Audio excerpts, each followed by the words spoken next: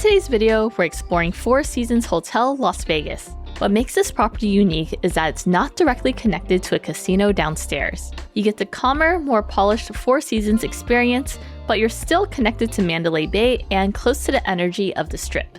If you like Vegas, but you also want a quieter place to come back to at the end of the day, this is definitely worth checking out.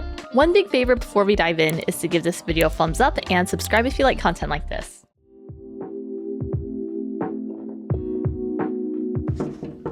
Welcome in to the superior room at the Four Seasons Las Vegas. Let's take a look at the view. The curtains are manual and we have a view of the airport. So if you love aviation or plane spotting, then this is a dream come true because you can see planes take off and land. Flipping it around, we have a little coffee table where we already set up some cameras and whatnot, some pixelated wall art. And in case you're curious, there are a wide range of high-end technology for you to use while you're in the room, but if you do decide to take them, they do come with a cost. For example, the Bose speaker back there, $300, charging pad, $65, sound machine, $100, Four Seasons Art of Hospitality book is $120, and the bathing amenities are $75 per bottle. So feel free to enjoy them as much as you want while you are a guest here. Seat's pretty comfy. This one's pretty comfy as well. Also perfect for plane spotting.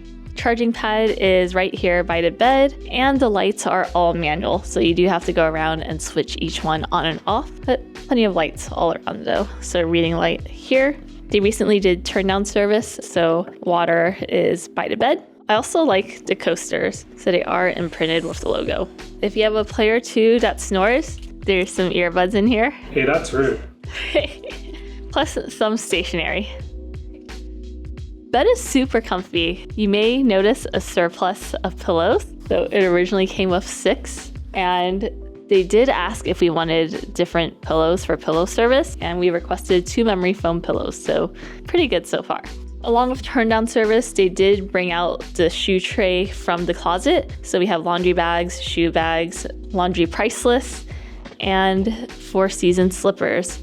I do like how there are 2 sizes, so medium slippers and also large slippers. Pretty large TV. Oh, my knee. Make sure you don't run into furniture. It can be painful, especially if the edges are metal. Pretty large TV. This is a white noise sound machine. So if someone's like nagging you in the back and you don't want to listen to them, you can do this. Just drown them out with white noise. And more earplugs here. Both people can wear earplugs. At check-in, they also asked if we wanted a humidifier, and they installed one for us, which is really nice, especially given the dryness of Las Vegas. Over here is closet number 1. Lots of different hangers. Oh, these do have the logos on the side of them. It's pretty cool. Very subtle. Usually I'm used to seeing it in the middle, but it's actually on the side. 2 luggage racks and a shopping bag in case you need more storage. In the middle is the minibar section. There's complimentary coffee and tea. Coffee is by Lavazza, and teas are by Jing, which is one of our favorite brands. A weighted minibar is here, and prices are a little bit aggressive. So since they are in the fancy glass bottles, the chocolate almonds are $17, barbecue snack mix $17, sour gummies also $17. I feel like you're just paying like $15 for the fancy bottle. Hot water kettles back here. And another nice touch is that they did fill up the ice bucket during turn down service. Cups are also double walled, and the boxed Four Seasons water are complimentary. These are the fancy books that you should not take. And down here is a locked mini bar, which is pretty nice if you have family and you basically don't want them getting in here. Take the key and hide it from them. Paid mini bar drinks are down here.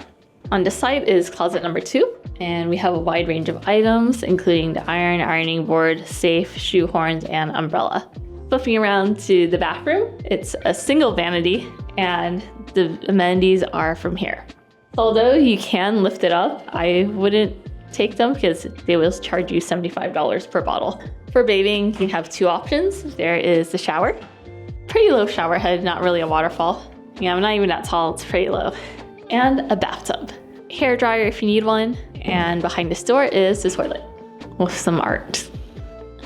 2 bathrobes here, and it's like a giant towel. In case you're curious where we are right here in one of the smaller rooms on the floor. So these are all standard size rooms. All right, and that wraps up the room tour. Let's go check out the rest of the property. The Four Seasons is located inside the Mandalay Bay Tower, but it feels very separate from Mandalay Bay itself. The hotel has its own private entrance, its own lobby, and its own elevators, so right away, the arrival experience feels much calmer than what you usually expect from a big Las Vegas casino resort. That's probably one of the biggest reasons to stay here.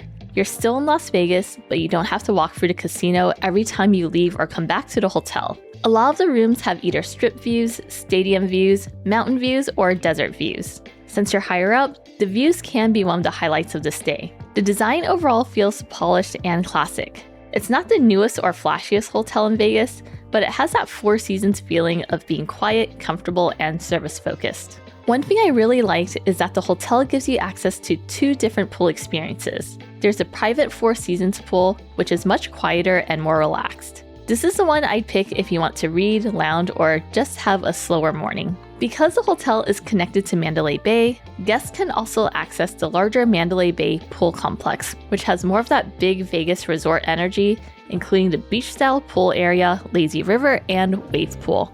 So depending on your mood, you can either have the calm Four Seasons experience or walk over to something more lively. There's also a fitness center with a wide range of weights and ellipticals. The hotel also has a Forbes 5-star spa and nail bar, which is a nice option if you're coming here for more of a relaxing getaway. Amenities aren't not necessarily the flashiest part of this hotel, but they are very useful if you want a more peaceful version of Las Vegas. For dining, the main restaurant is Veranda, which serves breakfast and California-inspired cuisine in a bright indoor-outdoor space. There's also Press Bar, Lounge, and Patio, which has more of a relaxed cocktail lounge feel. I think the best way to look at this property is that it's not trying to compete with the other over-the-top Vegas resorts. It's more about giving you a calmer luxury base with easy access to everything else. If you're looking for huge casino energy, massive nightlife, and the newest mega resort design, this probably isn't the first hotel I'd pick. But if you want good service, a quieter lobby, a non-smoking environment, and the ability to avoid the casino when you want to, that's where this hotel makes a lot of sense. If you have access to programs like Fine Hotels and Resorts, Virtuoso, or Four Seasons Preferred Partner Advisor, those can be worth checking because they may include extra perks like daily breakfast, property credit, potential upgrades, early check-in, or early checkout, depending on the program and availability. Those benefits can make a big difference here, especially because breakfast and hotel dining can add up very quickly in Las Vegas. The main thing is to compare the total value, not just the nightly rate. Sometimes the direct rate may be similar, but booking with breakfast or resort credit can be much better overall. I'd also check the resort fee and taxes before booking, since Vegas hotel pricing can look very different once everything is added in. Overall, this is not the hotel I'd book if I was looking for the cheapest luxury stay in Vegas. It makes more sense if you specifically want a hotel that's not directly connected to a casino, with Four Seasons service, a quieter arrival experience, and easy access to Mandalay Bay. At this price point, you're basically paying for a calm atmosphere, service, and convenience, not necessarily the newest room or the biggest Vegas spectacle. Location-wise, the Four Seasons Hotel Las Vegas is on the south end of the Strip, connected to Mandalay Bay. You're right next to Mandalay Bay, Delano, Luxor, and Excalibur. This area is convenient if you have plans at Mandalay Bay, the convention center, or the stadium. It can also be a good option if you're flying in, since the international airport is only a short drive away. The main thing to know is that this is not the center of the Strip. If most of your plans are around Bellagio, Caesar's Palace, the Venetian, Wynn, or Resorts World, you'll probably be taking rideshare or doing longer walks. That's not necessarily a bad thing, but it's something to factor in.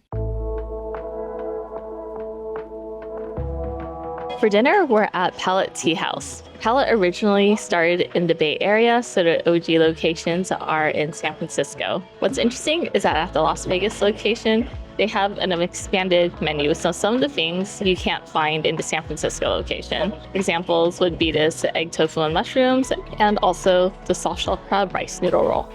We thought about getting dim sum, but It's dinner time, so went with more entrees. And it's only 2 of us, so very limited on stomach space. They do have happy hour from 5 to 7 p.m. and Sebastian ordered the pork belly buns, which he said was really good and melts in your mouth. Let's try the egg tofu. It's actually one of my favorite dishes and a bit harder to find in San Francisco, like a good quality version, which is why I ordered it. But yeah, it's delicious. Let's try the rice roll.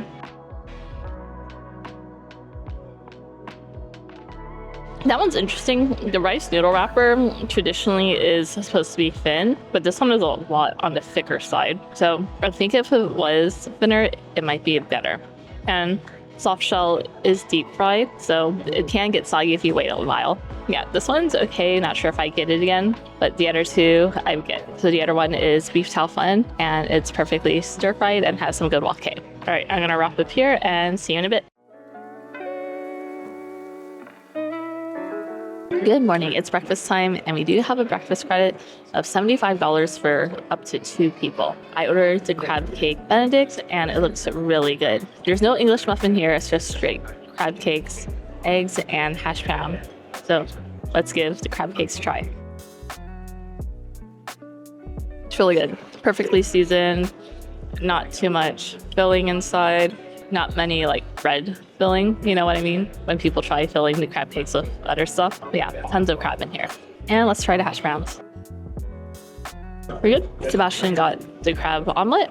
Let's give it a try. The crab omelet has bigger chunks of crab in here. So mine is a blue crab cake, so tiny crab pieces, and his are large pieces.